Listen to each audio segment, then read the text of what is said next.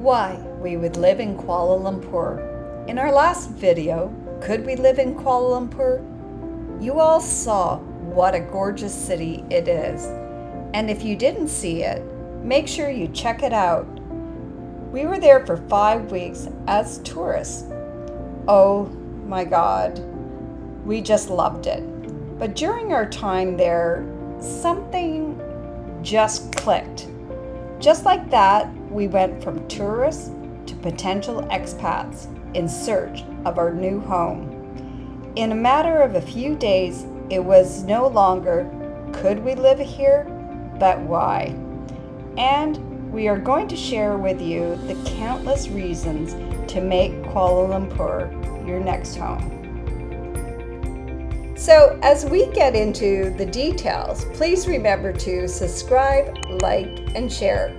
And don't forget you can follow us on Instagram and Facebook. See the link below. Originally, we visited KL just to get a bit of rest from our hectic travel schedule and take care of some business. It was for that reason that we decided to stay a month. Because of the longer than normal stay, we discovered a lot of what KL had to offer. Here are some of the reasons we thought KL just might be the place we called home. So, a little bit about us. Well, we sold our beautiful home in Canada 2 years ago, knowing full well that we would be buying another home within a few years. We originally were looking in Cabo San Lucas, Mexico. We were really excited about it and so close to pulling the trigger. But because we had spent so much time in Cabo renting, we were able to make an informed decision and decided to wait. You know, we have so many friends that have bought homes in other countries and realized shortly thereafter that it wasn't the right location for them. And if there's one thing we have learned over the years, it's a lot easier to buy a home than to sell one. We have also created a checklist of all our wants and needs. We did this because we realized that buying a home can become a very emotional decision.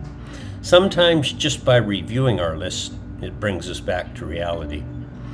Everyone's checklist is going to be a little different, but this is ours. So, what would be on your checklist? And here's our checklist in a nutshell.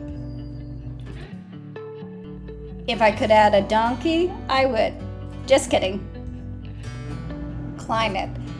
Malaysia scores 7 out of 10, Canada 3 out of 10. And here's why. Seriously, which one would you choose? You know, Randy and I, we can't stand the winters in Canada. We've always loved being in warm climates.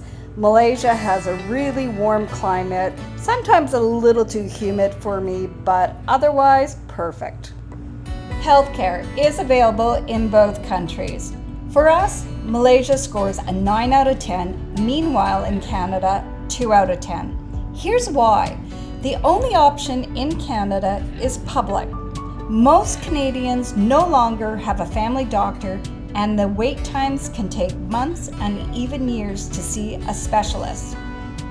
Here in Malaysia, there is public and private health care. Currently, we pay for private health care. I recently experienced just how great the system works. I went for a complete checkup, which included a mammogram, pelvic ultrasound, a bone density test, a pap test, an ECG, a stress test, and I met with a cardiologist. After that, I had complete blood work, I had an eye examination and hearing.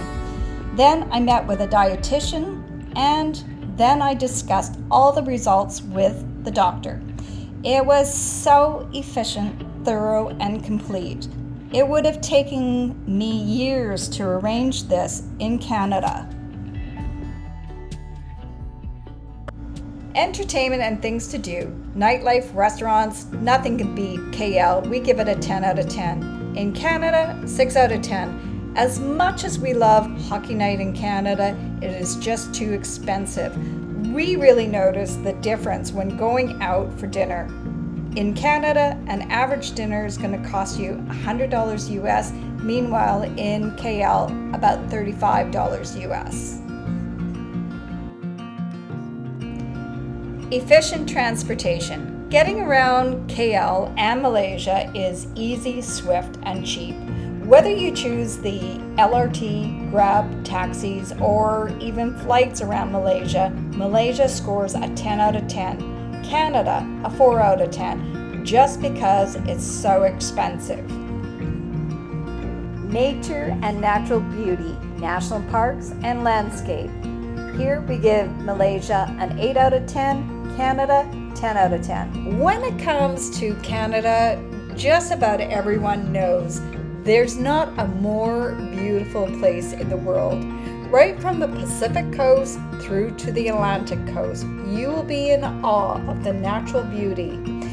As far as Malaysia goes, it also is a beautiful country, but because it's only 1/10 the size of Canada and near equal population, they can't even compare. Don't get me wrong, there are some beautiful natural areas in Malaysia, but overall, Canada is the big winner here. Okay, maybe I'm a little bit biased. Accessibility to the rest of the world. KL is a 9 out of 10 and Canada is a 7 out of 10. KL is the big winner here. We are using Vancouver just because this would have been our hub city if we had been still living in Canada. As you can see, either domestic or international, Vancouver is so more expensive to fly out of. Okay, the big one, affordability. Malaysia, 9 out of 10, Canada, 2 out of 10. As Jill has alluded to in the previous areas of our checklist, affordability enters into most of them. We personally found Malaysia to be very affordable, and I think it is very well known Canada has become one of the most expensive countries in the world. One of the largest purchases you are ever going to make is your home. We personally toured 10 to 12 properties while in Malaysia. We found the quality of construction as well as the pricing to be excellent. As for Canada, it is no secret that it has become one of the highest priced countries in the world to purchase a home. Taxation environment. Malaysia, to be determined. Canada, 2 out of 10. It seems like every year politicians are looking for us to dig deeper into our pockets. It should be a serious consideration no matter where you live. At this time, we cannot give an honest opinion on Malaysia's tax system. We're presently working with our accountants to get a clearer picture of that. As for Canada, it is crystal clear for us and a big reason we gave up our Canadian residency. It has become a serious problem in Canada, especially for higher income earners.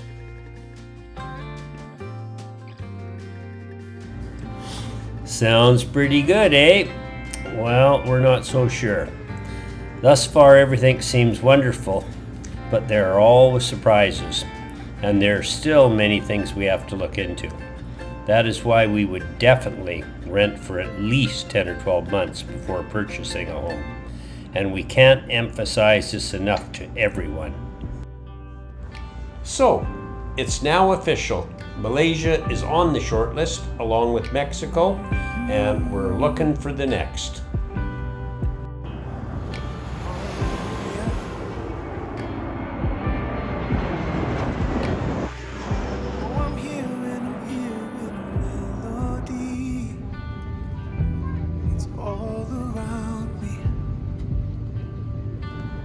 So, accordingly, a new twist has been added to the way we travel the world.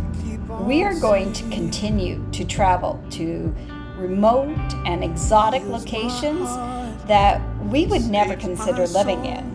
However, we will be booking longer stays in areas we consider as a potential new home base.